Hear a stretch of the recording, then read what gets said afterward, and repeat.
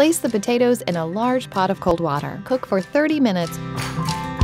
Whisk together sour cream, minced fresh chives, chopped basil, a pinch of salt, and the juice from a lemon wedge. Drain the potatoes and place them in a bowl to cool for 10 minutes. Peel the potatoes and discard the skin. Using the large side of a grater, grate the peeled potatoes into a large bowl. Add the minced scallions and salt. Scoop up the potato mixture and level it off.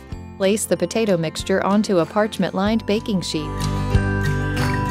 Heat the vegetable oil in a large skillet over medium-high heat. Add the potato cakes a few at a time. Fry the potato cakes until they have turned a deep golden brown. Drain the potato cakes on a stack of paper towels. Generously spoon the herbed cream onto each cake. Then top with smoked salmon slivers, a few leaves of arugula, chives, and a sprinkling of crushed pink peppercorns. Serve with lemon wedges and enjoy.